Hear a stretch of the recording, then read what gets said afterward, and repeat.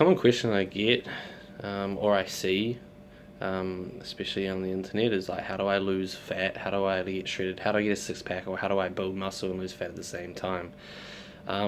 We really want to focus on losing fat, and you really want to keep things simple. You don't want to overthink it and make it too complicated. And it quite, when you break things down, it really is quite simple. So it's just figuring out how to do it, and everybody is different. But we can make some sort of broad generalizations and tips for the majority of people, which is what I want to sort of put out there. So what's interesting about losing fat is that everybody can do it. Our bodies are designed to at some point, especially if you think about famines and when resources are scarce. Your body needs energy, so it takes energy from itself, which is what stored fat is. And I like to look at fat loss as like a game of cards, and you don't want to play all your cards at once. So you want to make slight adjustments, and there's a couple of good reasons for that. One being is that when you lose weight, there's going to be bumps and there's going to be plateaus. So if you play all your cards at once, what happens when you hit a bump? What happens when you hit a plateau? You've got nothing left to do. For example, I've heard of cases where people are trying to lose weight for a bodybuilding show. They're down to a point where they're eating like 1,200 calories.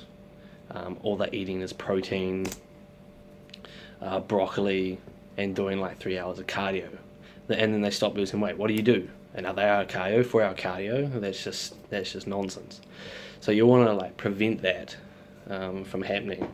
So that's why you introduce small changes that you can pull out, or a card, if you will. So I've heard of a few cases, anecdotally, obviously, where people will cut out soda, or maybe switch like from regular Coke to Coke Zero, Diet Coke, and lose a tremendous amount of weight from that. For example, if you drink 2 cans of Coke a day, which is like 700 mils, that's essentially 500 calories, I believe, and that automatically creates some form of a deficit, and essentially you lose weight from that, provided you don't increase your calories on something else.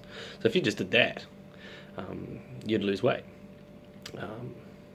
And you just continue to do that until you hit a plateau, you hit a bump, and you start to see your progress stall. Then you may want to whip out another card. I don't know, maybe that's going for a 10-minute walk, or 2 10-minute walks a day. Split it up. I find that a whole lot easier than doing that. Doing 20 minutes straight.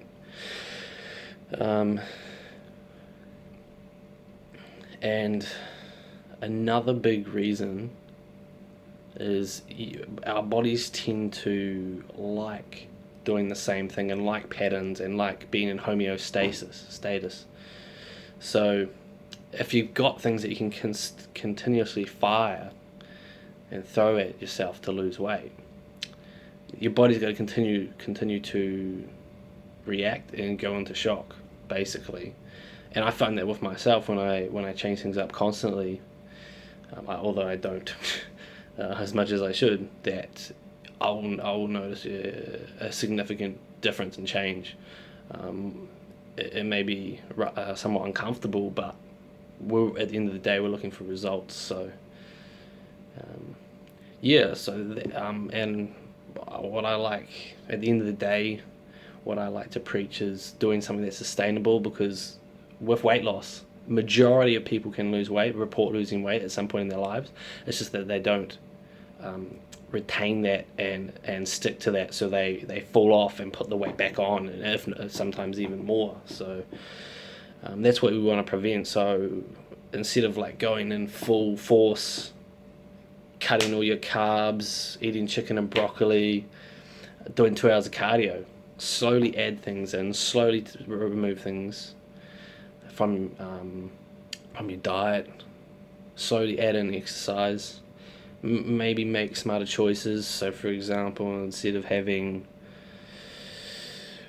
oh, um, steak or mince or some fatty, sausages, some sort of fatty source of protein, switch it up for chicken, or tuna or fish, and that even small changes like that do make a difference.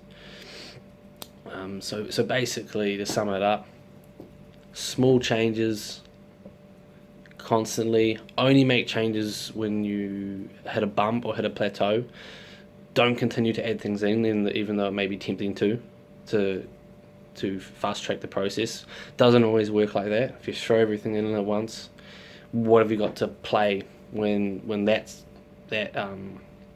stalls? And keep it simple. Don't overthink it. It's not that complicated when you break things down. And hopefully with that,